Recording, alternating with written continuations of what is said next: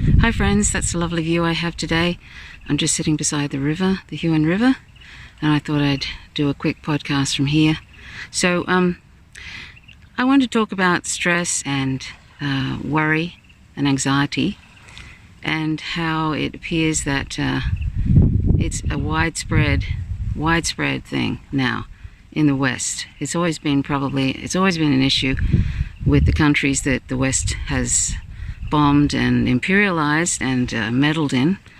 It's always been a factor with Indigenous people in my country and elsewhere that are being crushed, and their traditions are being stomped on, and there's been a genocide here that started this country. And so, I'm talking really about Western stress now, which is sort of come to the West due to neoliberalism and neoconservative politics and the increase in imperialism and so forth. I couldn't possibly liken my anxiety and to, say, somebody who lives in Gaza, or someone who lives in the outback of Australia, an Indigenous person, or say a black person in the United States, where they're killing 3 black people every day, and with no sort of consequences for those policemen. And I couldn't liken my anxiety to, say, somebody in Iraq or in Libya or any of those places that the West has destroyed. So I just want to get that out of the way so that I can then talk about, say, and of course neoliberalism affects everybody in Australia, including Indigenous people. But I wanted to talk about how we can, in some ways, deal with it, and you can take this with a grain of salt. You can say, there's nothing in this for me, and that's fine. I'm just speaking from personal experience as someone who has suffered from anxiety in my life, and being from a minority group, an LGBT group, where, you're in the 60s, it wasn't talked about. In the 70s, it wasn't talked about really, and it was still seen in the 60s as some sort of disorder to be same-sex attracted or whatever. It was still on the DSM, the psychiatrists' list of disorders and diseases, etc., in the 60s, I think. Anyway, so, and that caused me a certain amount of stress and anxiety, just having to deal with the being sort of like an outcast, really, in a heteronormative, heterosexist society. And of course, heterosexism still goes on, but anyway. So I've had depression, clinical depression, for most of my life, on and off, and it's actually improved a lot since I became vegan, and also it's improved with and that's actually, becoming vegan, actually, it's proven in science-wise to actually improve depression. I think animal products exacerbate depression because it has an inflammatory effect on the body every time we consume animal products. But anyway, that's just something on the side. But there are other things that I find helpful to deal with what's going on. And before I continue, I read something this morning about this couple in I don't know. I'm sorry. My mind's blank now. The couple in the United States who looked at their medical bills and then they decided to take their own lives, both of them. And I think that's appalling. I think it's appalling because healthcare is a right. And you'll get neoliberal nonsense trying to claim that it's not a right, but it is, and we should never ever forget that, and we should never ever let those neoliberal narratives take hold. Like, for example, when you see Chris Matthews from, I think it's MSNBC in the United States, asking, say, Beto O'Rourke about how, basically using Fox News or right-wing talking points when talking to Beto O'Rourke about healthcare, Medicare for all. It's appalling what the mainstream media is trying to do. They're also funded by the insurance industries and by Big Pharma. So they try and put forward this idea that government-funded healthcare is something to be feared. That's appalling. I mean, I live in Australia. We have free healthcare, although it's being picked away at by neoliberalism and has been for the last 30 or 40 years intentionally making the public system dysfunctional so that they can privatize everything.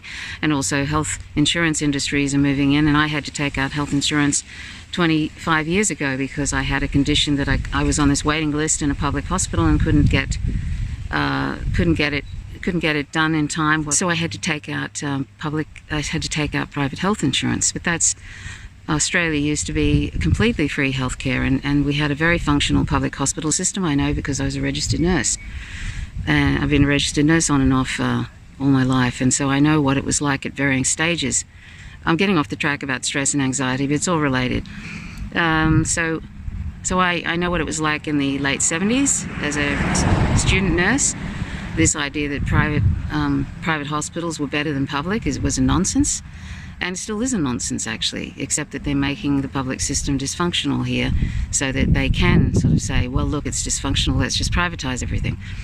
But I've known that over the years it has in some ways become dysfunctional in some respects only because the government has made it so and has not funded public systems, which they could easily do because we have a sovereign economy. And if you learn MMT, I'm not going to go into that now, but please look up Learn MMT as a hashtag and find out about the sovereign economy and what we can do and what neoliberalism keeps telling us we can't do. Okay, so, and how is this related to stress and anxiety? Well, when you hear about the dreadful things like, say, somebody taking their life, a couple taking their life because they looked at their medical bills and just thought, this is untenable. Well, that's appalling, absolutely appalling. And yet, I'm sure that's just one of millions of cases of people. Maybe they don't take their own life, or maybe they slowly take their life by, say, drinking or opioids, things like that. There's various ways you can take your life. You don't have to take it straight off. You can slowly do it, and a lot of people do that.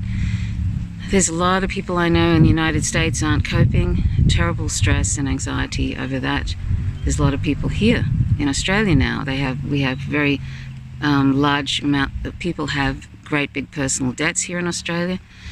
Things are unaffordable now that were affordable once. I mean, the idea of having a house anymore is, for most people, is just a no-go. You used to be able to have a bit like the American dream, which was never really real, but that idea of having a house, etc. This was a definite thing in Australia, but in the 90s that all started to end after neoliberalism came in, after the CIA helped get rid of Gough Whitlam, who was for free healthcare and free public education and all of that. The CIA admitted it.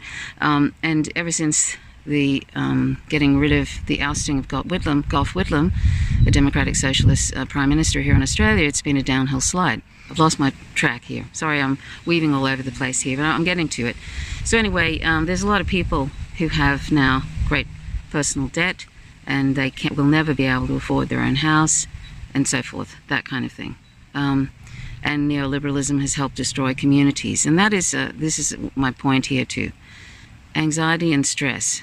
People used to, many hundreds of years ago, they had communities, and children were actually raised by the community. They didn't have to rely on just two parents. Particularly if a parent was dysfunctional, they had like a community which would help raise them. And so everybody was happy to do that pretty much. And older people, when older peoples had a value in those communities, and would also do, they weren't sort of discarded into homes and retirement villages. So neoliberalism and also capitalism has sort of helped destroy the fabric of communities, where now everybody each owns a ton of steel they drive around. Everybody, I'm not saying everybody, but a lot of people own, like a washing machine. Everybody owns all these different things because that works for the capitalist way, for everybody to be buying, consuming, and they try and even make you a product, you and me a product. Everything about us is a product. That's why capitalism is toxic, and along with capitalism, inextricably linked with capitalism is imperialism, and that is so capitalism cannot be separated from imperialism. So not only are we destroying our own communities with the consumer monster that just wants to consume everything, including the ecocide of the planet, So we're destroying communities, and we're destroying other countries with our imperialism, which is inextricably linked to capitalism.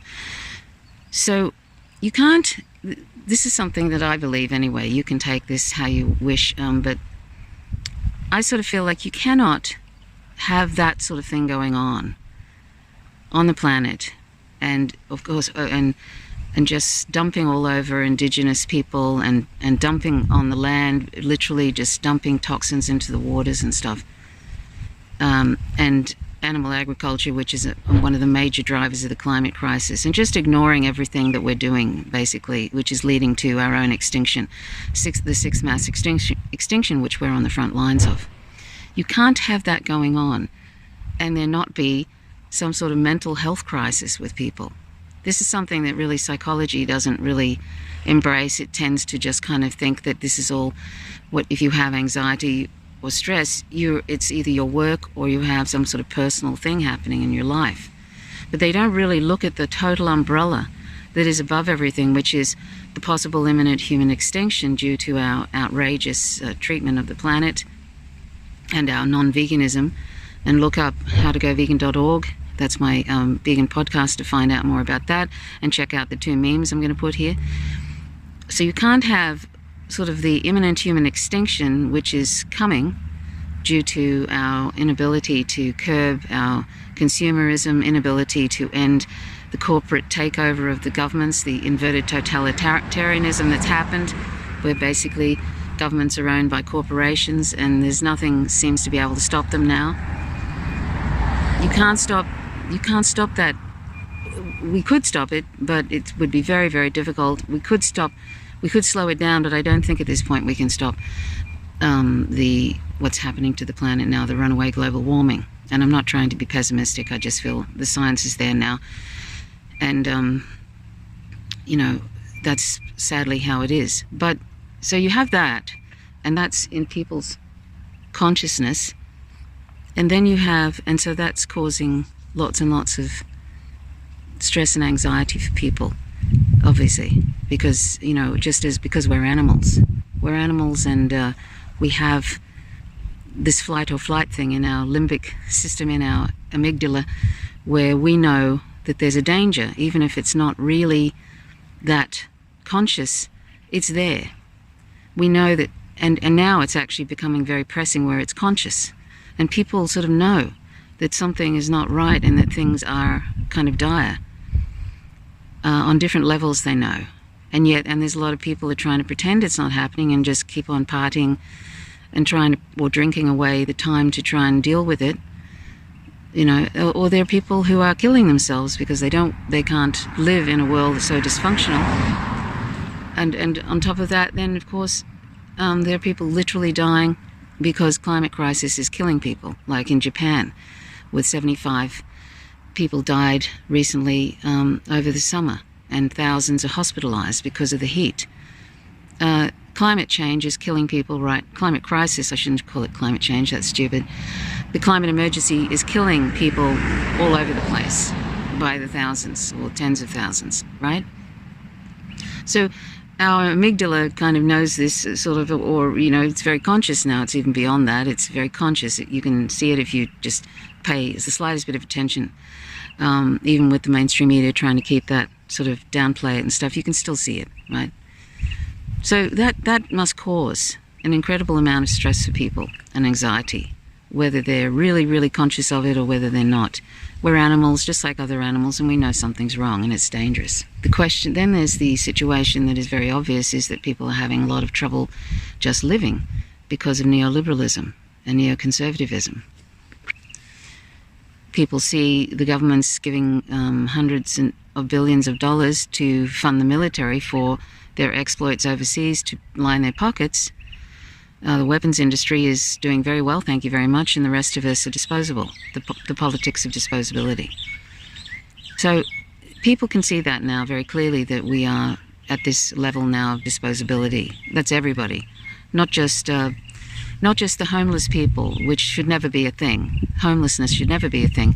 But not just homeless people now, but everybody except for the oligarchs, the people in government, like in the United States, like Nancy Pelosi and all those sort of people. They're doing fine, thank you very much, with their big pharma all the different corporations that are lobbying and giving them money. You can see these people doing fine, thank you very much, and them telling us that no, you can't, like in the United States, no, we can't do, even though their base, the US Democratic Party base, most of them want Medicare for all, but the oligarchs in that party, they're owned by corporations and the weapons industry, and they're basically ignoring their own party base. Hopefully that party will just implode and either split into two, but whatever. They're useless. They're just two wings of the same bird, GOP and the US Democratic Party, just two wings of the same warmongering, corporate-owned bird. So people in the United States and people elsewhere, we can see what is happening. We can see these people getting richer and richer, like Nancy Pelosi has $100 million plus. How'd she get that money? From lobbying, and she's doing the will of the corporations. And she's doing the will of the big pharma and health insurance industry and all of that. And that's why they all hum and ha and make excuses for why they're not going to give free healthcare to people, even though most of the Western world has it. You know? And they may, like it's basically, if this was, say, a few hundred years ago, I think it'd be pitchforks and guillotine time for these people. But for some reason, I don't know what it will take, and I don't want violent revolution, but I mean, there are things that we can do in a grassroots non-violent revolution. It needs to happen.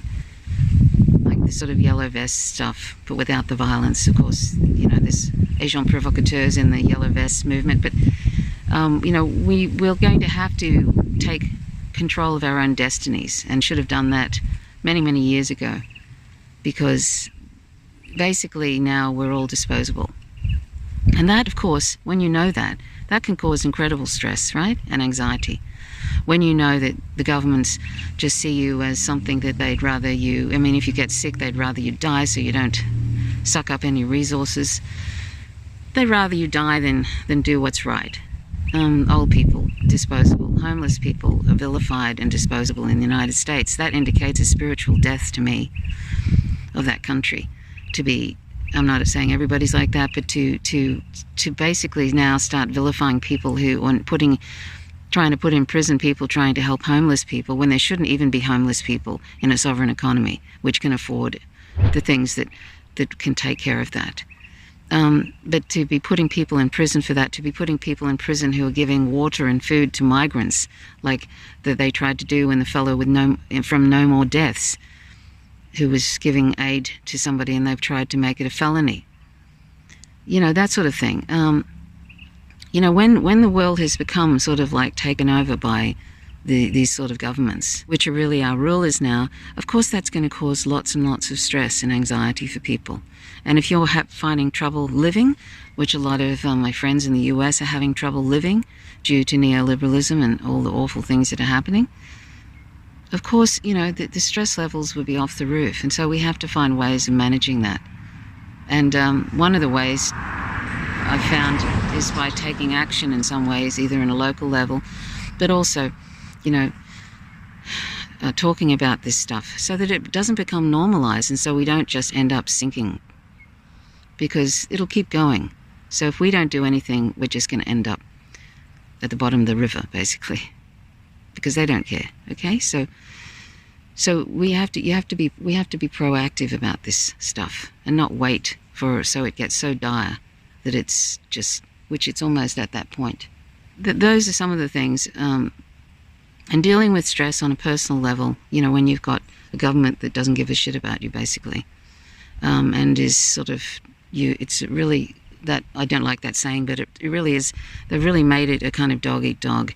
And when capitalism, when you don't have any social support in different Western countries, like Social Security and stuff, like they're trying to take away here in Australia, and they treat people who are unemployed, even though it's institutionalized unemployment, and this is where learning MMT is very important. They give them not enough money to live, and then hope that they'll end up in prison and private prisons. You see, it's becoming just like the US. So when you see everything breaking down like that, I find that very sort of anxiety provoking, because Australia is not the Australia that I knew back in the days of Gough Whitlam, and I've seen it. I'm old enough to know I've seen it deteriorate over the decades.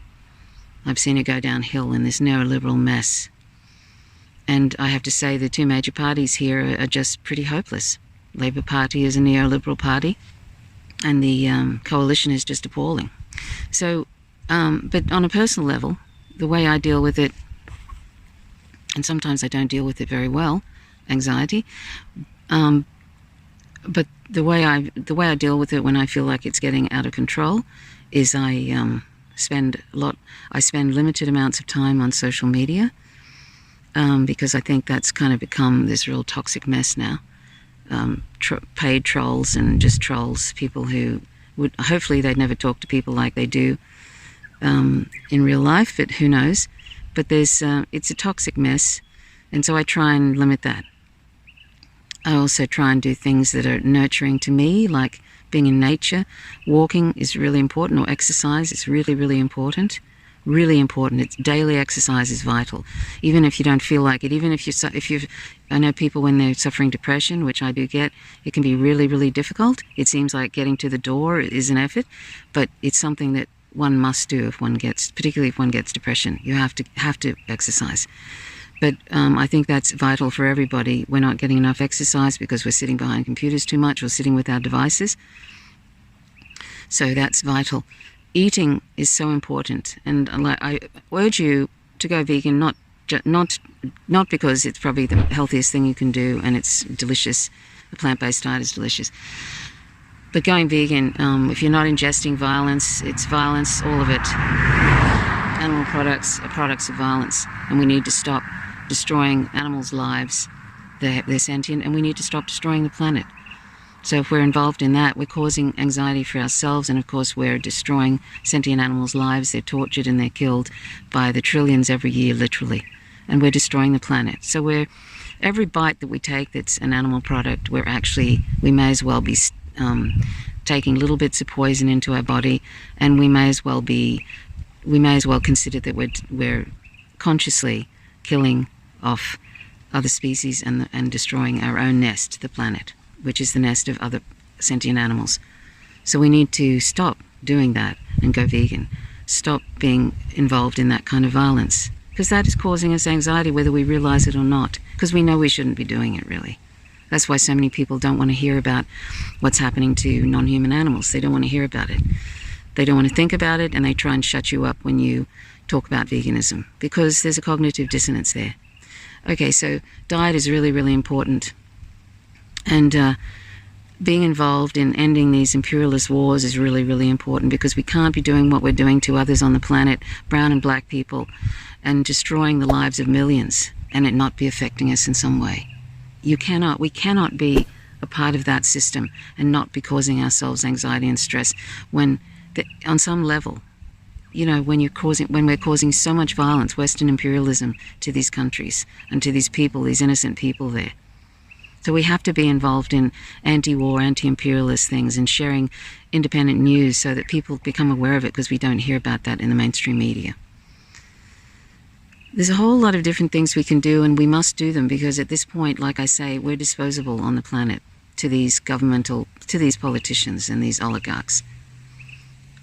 And one day, even these rich celebrities will realize that they're sort of expendable too. Eventually it all comes around, and there'll be no bunker big enough, there'll be no bunker that will be able to protect these people. They think that they can ride out what's coming, and that's a nonsense. They'd have to be in there for tens of thousands of years, tens of thousands at least, and the planet still wouldn't be functional to live on. It still wouldn't be livable, survivable. So it all comes around, and I don't wish that on anybody. I don't wish harm on anybody. I don't want even these people that are causing this for all of us, and we're participating, of course, because we're consumers. But I don't wish harm on any of these people. I think it's just very, very sad. I think it's very sad that our species has come to this, where the greedy has floats to the top, like substances we know of, and they're destroying things for all of us. I mean. And as I said, we're still responsible because we're consumers. If we're eating animal products, we're destroying the planet and destroying the lives of sentient animals, 200 species a day. And trillions of animals every year. But these oligarchs have basically got the reins, so to speak, and they're going to take us to an ecocide. I don't know if they love their children, but how can you love your children if you are basically destroying this beautiful planet? And it could have been so different, couldn't it? It could have been so different. Anyway, yeah, so, I mean, take this with a grain of salt, what I'm saying about things that we could do to help deal with stress and anxiety. But I really believe everything that's going on, everything in some ways affects us, whether we even are aware of it or not. Because we're all we're all animals, and we're all on this planet together, and this is our home. And whether it's violence towards other animals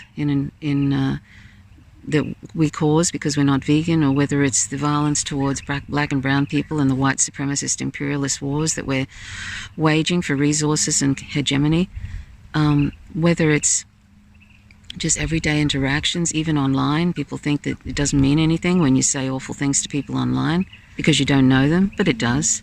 Every single thing that we do in some ways affects everything. It does, I think, anyway. And I mean, that's sort of something that you hear, with the chaos theory and the butterfly wings causing the tsunami and all that kind of stuff. But I mean, there's truth in that, Anyhow, what else could I say about dealing with stress? Oh yes, something that I think is really, really, really important is trying to be here now. And I was even thinking of getting a little sort of band on my wrist with the be here now so that I can remember that. But I try and remind myself to be in the moment, because the past is gone. It's the past is sort of a memory, and the future hasn't happened yet, and all we have is the present. So to be here now is really, really important. And if we're being here now, then we're fully engaging with other people.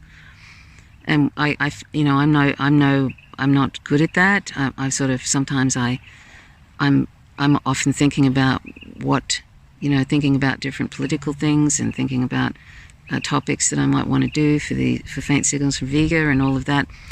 And I'm not being fully engaged in what I'm doing right now, sitting talking to you and thinking about who you might be and how you might be feeling, and how we can get through this together and be healthy, mentally healthy, and physically healthy, and also be proactive so that we don't become victims of some very, very sad people that have lost their idea of humanity, and they're trying to destroy the world and rule. So they've lost their way, but we don't have to. We can take control of our own lives, create communities that are functional and healthy, and we can try and help independent journalists get their message out.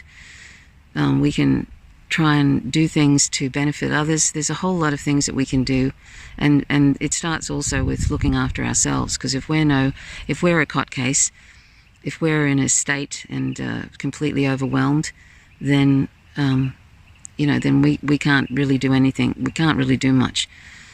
And there's times where I have to pull back and try and be careful about how much I engage in with all the negative stuff, the bad news that happens every day, because it can be overwhelming, and I'm sure you find that too. But anyway, so being here in the present, trying to be here every moment, and just take slow breaths and do meditation is really important too.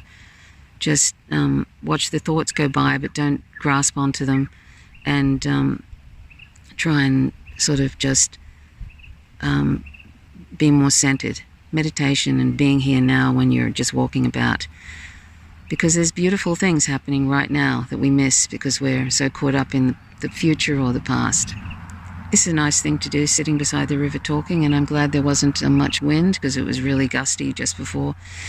But anyway, that's all I really wanted to say. There were probably other things that I think that could be really good for us to do to deal with stress and anxiety. But when I read how many migrants in Australia are taking their own lives, the new migrants, there's about a third of the suicides in Australia are new migrants. And I just think that's so appalling and just so tragic. And there's a whole lot of factors in that: racism and exclusion, isolation, and neoliberalism, and the way the governments now are treating migrants here and asylum seekers is appalling. And I'm talking about both major parties have awful policies. So we have to be more human to compensate for the lack of humanity in some of these politicians, and we have to look after ourselves and keep working towards the good, and keep working towards, even if we think that imminent extinction is on the horizon, keep working towards trying to make things better for other species and for ourselves. Anyway, thanks so much for watching. My name is Trish Roberts. Please subscribe if you haven't already. Click the notifications bell, otherwise you don't receive notifications. Please like if you like the content, and thank you so much for watching. Till next time, bye for now. Peace.